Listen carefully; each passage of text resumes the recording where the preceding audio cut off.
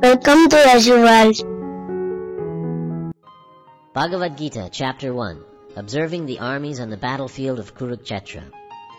Dhritarashtra said, O Sanjaya, after my sons and the sons of Pandu assembled in the place of pilgrimage at Kurukshetra desiring to fight, what did they do?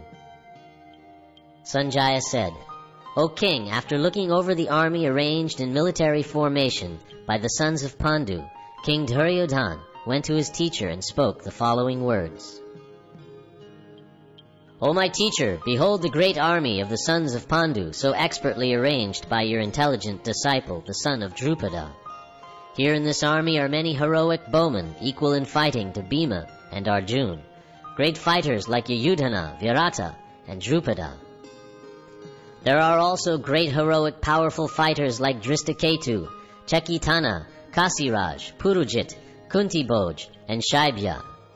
There are the mighty Yadumanu, the very powerful Uttamaja, the son of Subhadra, and the sons of Draupadi. All these warriors are great chariot fighters. But for your information, O best of the Brahmanas, let me tell you about the captains who are especially qualified to lead my military force. There are personalities like you, Bhishma, Karna, Kripa, Ashvatthama, Vikarna, and the son of Somadatta called Bharishrava, who are always victorious in battle. There are many other heroes who are prepared to lay down their lives for my sake. All of them are well equipped with different kinds of weapons, and all are experienced in military science. Our strength is immeasurable, and we are perfectly protected by grandfather Bhishma, whereas the strength of the Pandavas, carefully protected by Bhima, is limited. All of you must now give full support to grandfather Bhishma as you stand at your respective strategic points of entrance into the phalanx of the army. Then Bhishma, the great valiant grandsire of the Kuru dynasty, the grandfather of the fighters, blew his conch shell very loudly, making a sound like the roar of a lion, giving Duryodhana great joy. After that, the conch shells, drums, bugles, trumpets, and horns were all suddenly sounded, and the combined sound was tumultuous. On the other side, both Lord Krishna and Arjuna, stationed on a great chariot drawn by white horses, sounded their transcendental conch shells. Lord Krishna blew his conch shell, called Panchajanya. Arjuna blew his Devadatta, and Bhima, the voracious eater and performer of Herculean tasks, blew his terrific conch shell called Pundra. King Yudhisthira, the son of Kunti, blew his conch shell, the Ananta Vijaya, and Nakula and Sahadev blew the Sugosha and Mani Pushpaka. The great archer, the king of Kashi, the great fighter Shikhandi, Drishtadyumna, Virata, the unconquerable Satyaki, Drupada, the sons of Draupadi, and the others, O king, such as the mighty armed son of Subhadra, all blew their respective conch shells. The blowing of these different conch shells became uproarious, vibrating both in the sky and on the earth. It shattered the hearts of the sons of Dhritarashtra.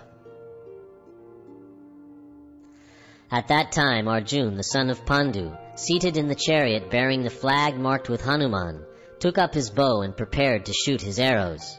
O king, after looking at the sons of Dhritarashtra drawn in military array, Arjuna then spoke to Lord Krishna these words.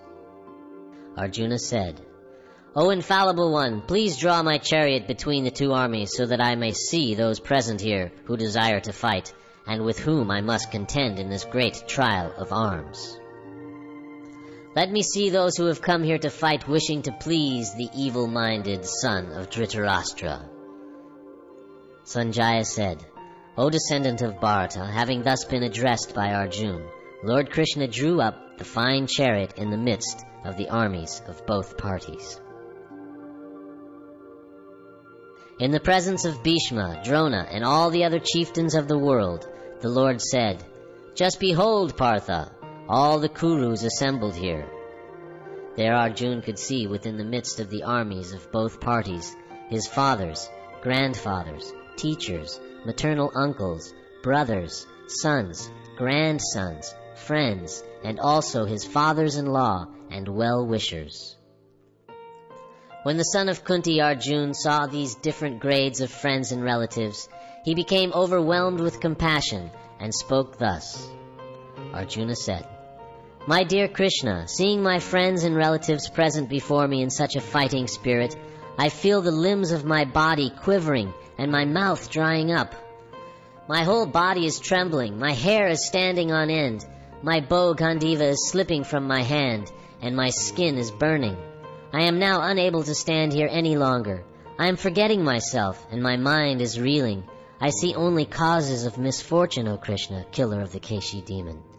I do not see how any good can come from killing my own kinsman in this battle, nor can I, my dear Krishna, desire any subsequent victory, kingdom, or happiness.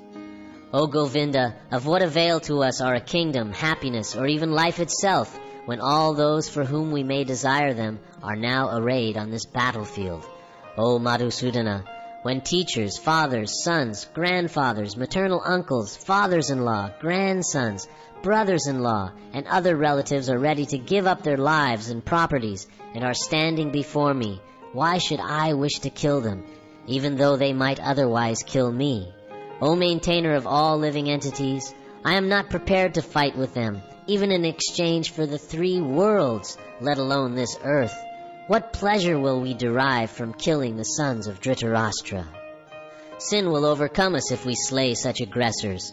Therefore it is not proper for us to kill the sons of Dhritarashtra and our friends. What should we gain, O Krishna, husband of the goddess of fortune? And how could we be happy by killing our own kinsmen?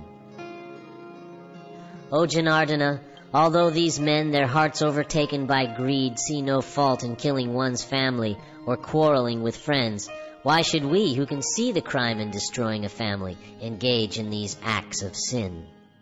With the destruction of dynasty, the eternal family tradition is vanquished, and thus the rest of the family becomes involved in irreligion. When irreligion is prominent in the family, O Krishna, the women of the family become polluted, and from the degradation of womanhood, O descendant of Vrishni, comes unwanted progeny. An increase of unwanted population certainly causes hellish life, both for the family and for those who destroy the family tradition. The ancestors of such corrupt families fall down, because the performances for offering them food and water are entirely stopped. By the evil deeds of those who destroy the family tradition and thus give rise to unwanted children, all kinds of community projects and family welfare activities are devastated. O Krishna, maintainer of the people, I have heard by disciplic succession that those who destroy family traditions dwell always in hell. Alas, how strange it is that we are preparing to commit greatly sinful acts. Driven by the desire to enjoy royal happiness, we are intent on killing our own kinsmen. Better for me if the sons of Dhritarashtra, weapons in hand, were to kill me unarmed and unresisting on the battlefield.